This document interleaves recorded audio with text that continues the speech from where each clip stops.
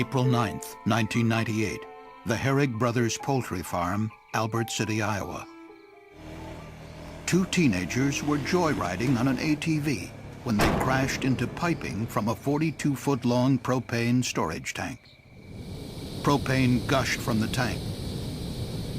An excess flow valve failed to stop the leak. The gas likely drifted toward a hot propane vaporizer 37 feet away and ignited. Flames engulfed the tank and began to heat the propane inside. 20 volunteer firefighters were called to the scene, but were unable to stop the leak. They planned to let the fire burn itself out. But meanwhile, they would spray down the adjacent turkey barns to keep the fire from spreading. Based on their training and guidance, the firefighters believed that in the event of an explosion, they would be protected if they stayed away from the ends of the burning tank. As the fire continued to rage, flames directly heated the upper section of the tank wall, above the level of the liquid. Without liquid to transfer the heat, the upper section of the tank wall began to overheat and weaken. Minutes later, the propane tank blew apart, sending metal fragments in all directions. Pieces of the tank struck the firefighters, killing 2. Other deadly fragments narrowly missed 2 others. 7 firefighters were injured. Other debris smashed into buildings. The firefighters were victims of a BLEVE, a boiling liquid expanding vapor explosion, a hazard they had never trained or prepared for. This accident resulted from a lack of effective training materials for firefighters, as well as a lack of understanding of propane BLEVE hazards. If the firefighters had just kept a safe distance away from the burning tank, no one would have been harmed, and that's really the tragedy of this case. Chemical Safety Board investigations have revealed that many communities, companies and responders need to be more knowledgeable and better prepared.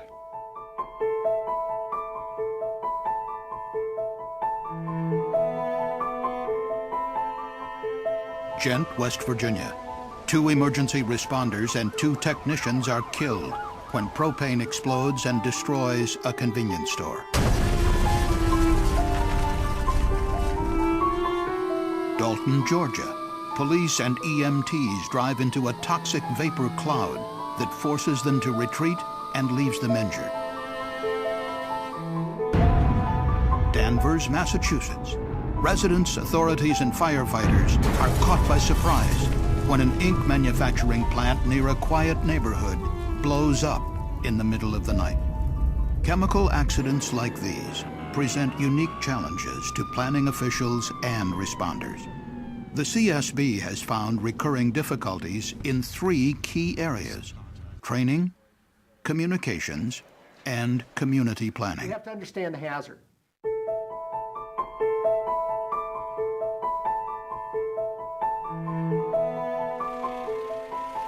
On the morning of January 30th, 2007, an inexperienced technician prepared to transfer propane between 2 tanks at a convenience store in rural Ghent, West Virginia. Suddenly, a geyser of propane erupted from one of the tanks. A large cloud of flammable vapor formed behind the store and seeped inside through vents in the roof. The invisible gas began to fill the store. The technician was unable to stop the release. All 4 employees remained inside the store, and the technician stayed by the tank as propane continued to leak for nearly half an hour. Meanwhile, 2 volunteer firefighters, 2 emergency medical technicians, and a second propane technician arrived in the danger zone. The area was never evacuated. At 10:53 a.m., the propane found an undetermined ignition source and exploded. The 2 technicians, the volunteer fire captain, and an EMT standing near the leaking tank were killed. The 4 store employees and the other firefighters survived, but they sustained serious burns and other injuries. Nearly 30 minutes elapsed between the release and the explosion. If there'd been an evacuation during those 30 minutes, all of the lives would have been saved. The CSB found the volunteer firefighters and the propane technicians were not adequately trained to handle propane emergencies. If you see that vapor cloud and you hear it and you smell it, you need to be leaving it alone, and you need to evacuate the area.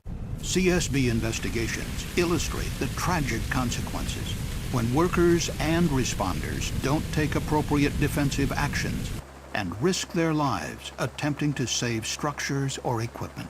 We take the vow to protect life and property. Life comes first.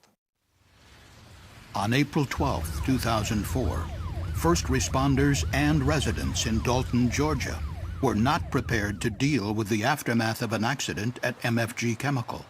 A runaway chemical reaction overpressurized a vessel, releasing highly toxic allyl alcohol and allyl chloride vapor into the community.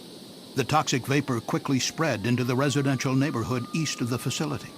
Firefighters rushed to the site of what they believed was a simple chemical spill. They were not anticipating or expecting a vapor cloud release into the community.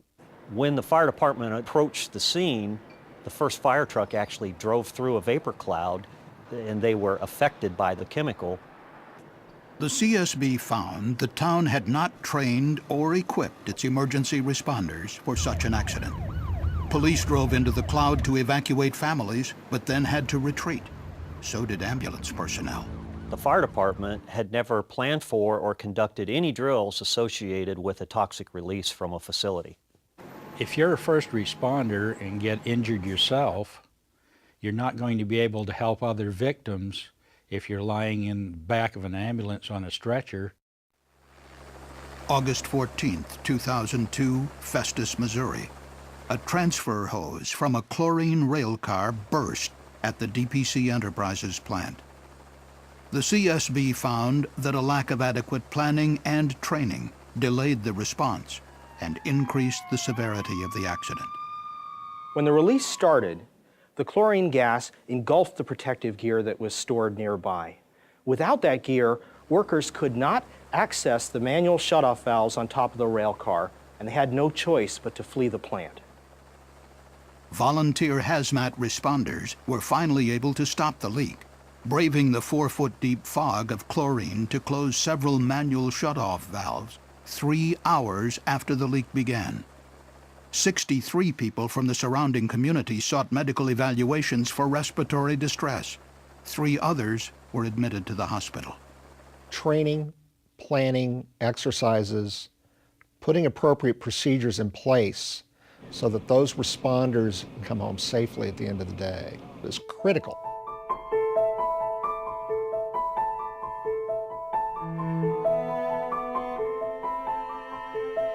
We just have an emergency alarm in progress right now.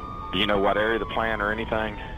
Well, I can't give out any information. Like I say, we will contact you with the proper information. In August 2008, a chemical explosion occurred at the Bayer pesticide plant in Institute, West Virginia. 2 workers were fatally injured. Authorities told tens of thousands of residents to shelter in place. Responders struggled to learn what chemicals were involved in the accident and what precautions they should take.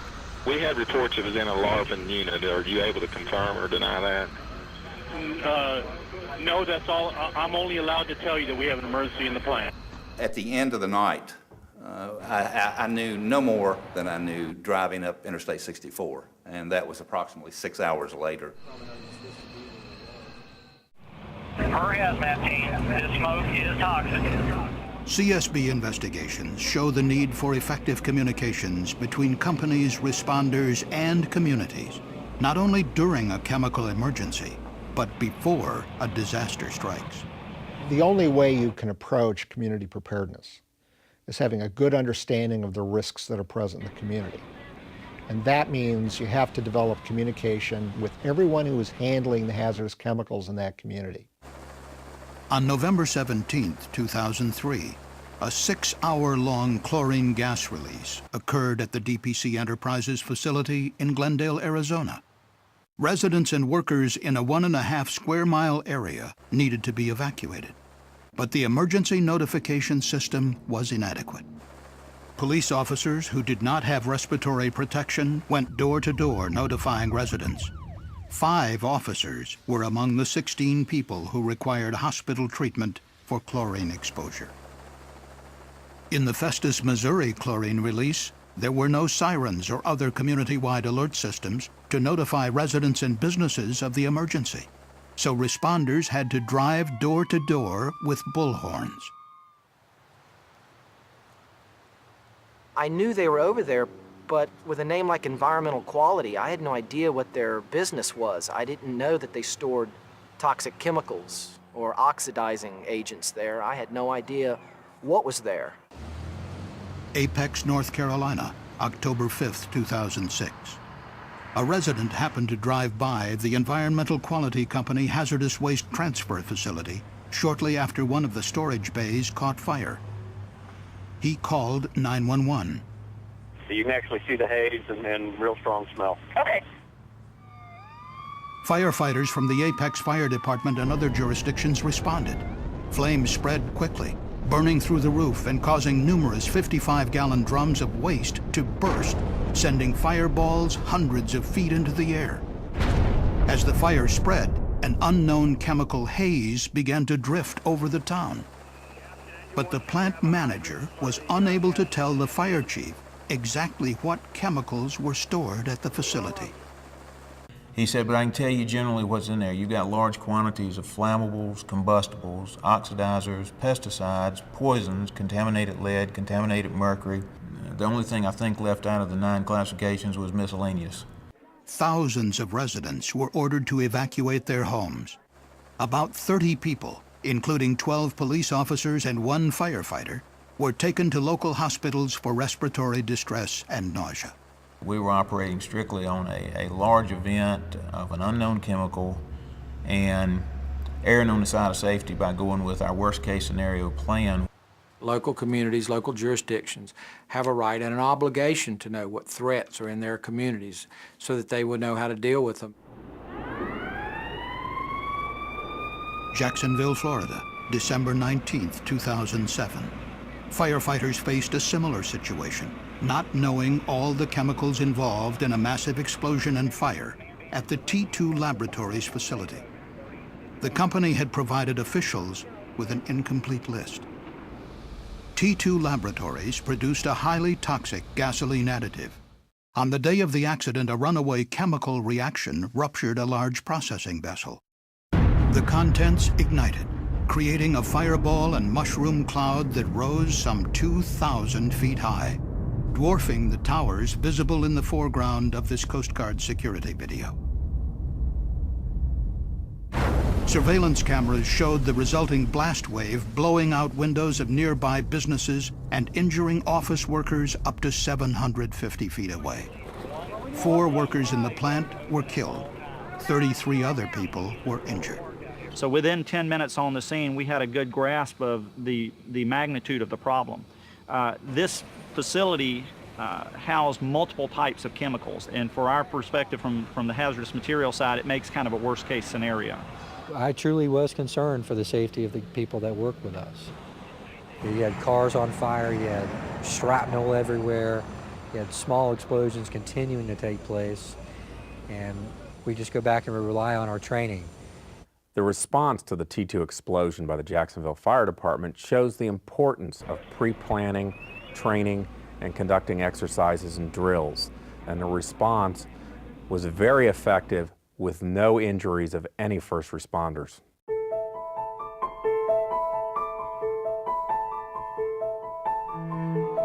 The key to emergency preparedness is to be aware of what chemical hazards are in your community and where they're located, so that you can plan for a proper response. Danvers, Massachusetts, November 22, 2006. A massive explosion at a chemical facility devastated a nearby neighborhood in the middle of the night. The blast wave blew through windows into the bedrooms of sleeping residents, protected only by bed covers, as glass shattered and ceilings collapsed. In what some called a miracle, there were no fatalities. and only 10 residents were injured, suffering cuts and bruises. CAI, an ink manufacturer, was located on an industrial site where flammable solvents had been stored and used for decades. Yet residents of the Danversport neighborhood, which grew up nearby over the years, were unaware of the potential danger. An operator likely forgot to turn off the steam heating for an ink mixing tank before leaving for the night. The steam continued to heat flammable solvents in the tank for more than 8 hours, causing them to boil. Flammable vapor filled the unventilated building and exploded. The fact that a chemical company could cause that much destruction, a small chemical company, is something that surprised, I think, all of us. Local Emergency Planning Committees, or LEPCs, are required under the 1986 Federal Emergency Planning and Community Right to Know Act. The committees provide residents, officials, and emergency responders with a system to prepare for chemical accidents.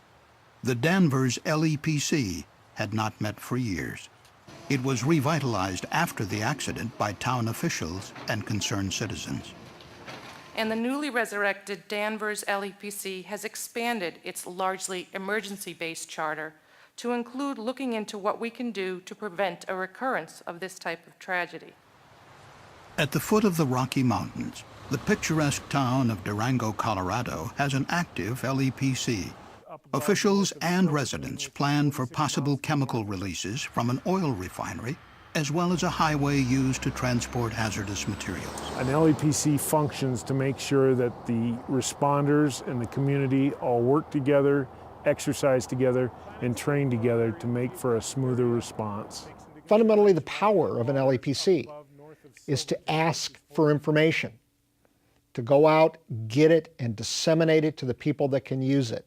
It's very important that the jurisdictions that don't have LEPCs establish them and run them on a regular basis. LEPCs work to identify chemical hazards in a community, plan and train for emergencies, and test notification and evacuation procedures. These vital community planning functions can easily be overlooked during years or decades without a major accident. Any other hazmat training updates, exercises coming up? We had no idea that this could happen to this company. So just please be aware of what you have in your community. Frankly, every town has facilities in it that are capable of producing very serious accidents that are not well understood by the local community. Have an emergency plan that is flexible enough to adapt to situations as they might arise. Be prepared, take nothing for granted. Planning for risks and hazards and emergency response is a process. It's not an endpoint. Community preparedness is about planning, training, exercises, and repeat and repeat. CSB investigations reveal the continuing need for first responders to have proper hazmat training and equipment, conduct frequent drills and exercises for possible chemical releases, communicate with the companies in their communities that deal with chemicals, and know the key facility contacts in an emergency. Communities should support and maintain an active LEPC, be prepared to evacuate or shelter in place if necessary, and establish multiple communication systems to notify residents of a chemical emergency. Companies should communicate frequently and openly with residents, businesses, and emergency management officials about chemical hazards, and train employees to respond properly to chemical emergencies and to evacuate when appropriate. Preparations by companies, emergency responders, government authorities, and the public are critical to reducing injuries and saving lives. It's not only important to be prepared, but everyone must communicate, have an up-to-date plan, and practice that plan regularly. We hope that our findings will help keep communities safe. For more information on CSB investigations, please visit csb.gov. Hey, this is Metro 911. What do we have? Do you know? We have an emergency at the Bear Crop Science Plant. Right. And the only information I can give you is that you might want to alert the community My supervisor informed me to tell you to alert the community that there's an emergency in the plant. 911? Yeah. Yes, this is Steve at the main gate. Okay. We need an ambulance immediately for a burn. We have a burn patient? Burn patient, yes. What happened, do you know? And, well, I can't give out any information until I get my information. Okay.